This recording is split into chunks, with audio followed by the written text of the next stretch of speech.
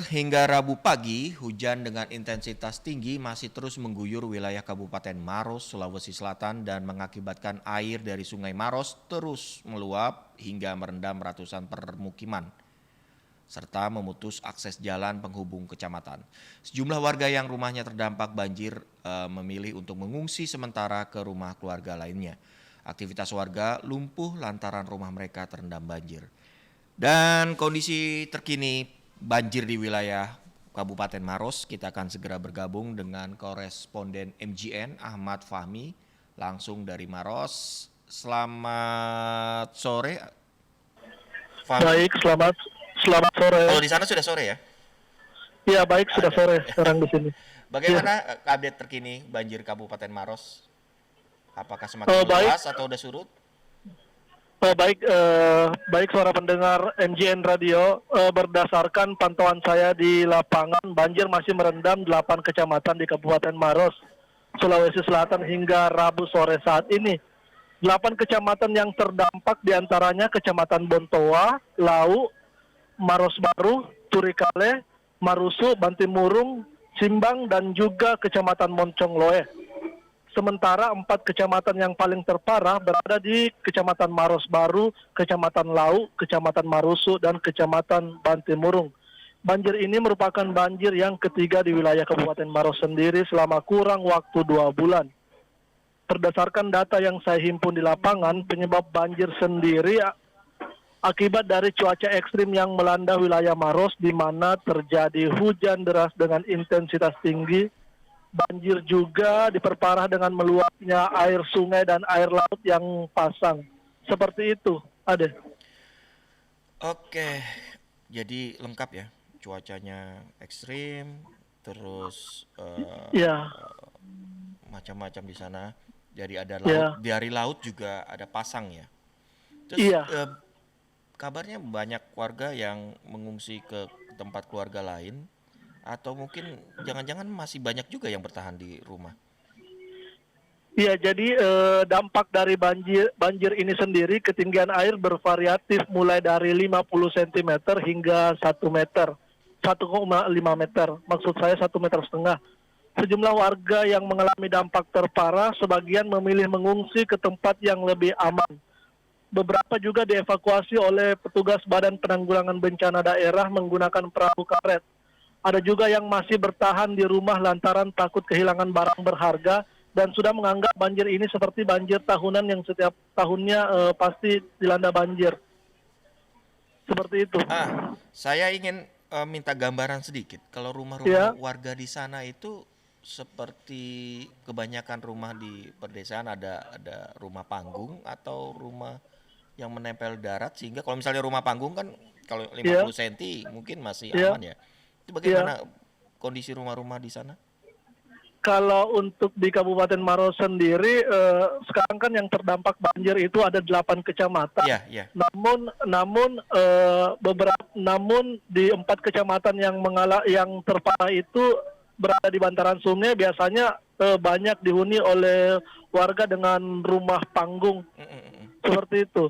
Terus di daerah perkotaan sendiri, ini kan Maros berbatasan langsung dengan Makassar Ya, dan dekat dari bandara. dekat-dekat. Kalau mengarah ke bandara sendiri, banyak banyak pemukiman yang masih menggunakan rumah batu. Di kampung saja yang rata-rata rumah panggung.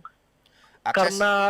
Karena dampak banjirnya sendiri, khususnya yang berada di bantaran sungai, di sekitaran bantaran sungai itu cukup tinggi ketinggian airnya saat banjir meluap. Makanya mereka rata-rata masih menggunakan rumah panggung. Mm, mm, mm. Untuk akses sendiri, kemarin akses di Jalan Nasional Trans Sulawesi Poros Maros Makassar sempat terendam air, namun saat ini sudah perlahan mulai surut. Meski demikian masih terus diguyur hujan seperti itu. Hujan masih deras hingga kini. Ya, hingga sore ini hujan masih terjadi di Kabupaten Maros, namun intensitasnya tidak separah 2 hari kemarin. Biasanya pagi, siang, sore hujannya tuh. Jadi hujannya itu mulai seharian. Hujannya itu Seharian seharian dari dengan pagi sampai pagi dengan intensitas yang cukup tinggi. tinggi. Iya, selain itu angin juga begitu kencang sehingga beberapa dari pemukiman warga sendiri ada yang rusak diterjang angin puting beliung, utamanya di kecamatan di wilayah pesisir. Selain itu beberapa pohon tumbang juga di jalur nasional Trans Sulawesi, Poros Maros Makassar sempat tumbang lantaran kencangnya angin yang melanda wilayah Kabupaten Maros. Mm. Bagaimana dengan bantuan untuk warga yang mengungsi? Untuk saat ini pemerintah telah melakukan berbagai upaya, khususnya Badan Penanggulangan Bencana Daerah dan Dinas Sosial sendiri, serta Forkopimda yang terdiri dari personil Kodim 1422 Maros dan Polres Maros. Mereka senantiasa meninjau para korban banjir yang mengalami dampak terparah. Mereka juga sudah melakukan berbagai upaya, salah satunya yaitu melakukan evakuasi kepada warga yang membutuhkan dan memberikan bantuan berupa makanan cepat saji dan beberapa bantuan paket lainnya, seperti itu. Ada berapa banyak titik pengungsian di sana, Fahmi? Apakah sudah dibuka titik tenda-tenda darurat, dapur darurat dan lain-lain? Jadi berdasarkan informasi yang kami dapatkan dari pemerintah sendiri melalui Bupati Maros, kemarin Bupati Maros sempat mengatakan jika banjir ini menerjang 8 kecamatan dan saat ini pihaknya melalui kantor-kantor kecamatan dan kantor-kantor kecamatan, desa dan lurah sudah mendirikan posko siaga bencana untuk menampung sementara warga yang terdampak kebanjiran. Sepertinya ada 8 titik yang terdampak banjir yang didirikan posko siaga bencana ini. Artinya masing-masing kecamatan membuat Ya, satu baik. titik pengungsian ya, termasuk Siap. dapur umum dan lain-lain. Ya. Dan kemudian ada perkiraan dari BMKG kapan cuaca ekstrim ini akan berakhir atau mungkin ada imbauan dari BMKG setempat? Ya, berdasarkan melalui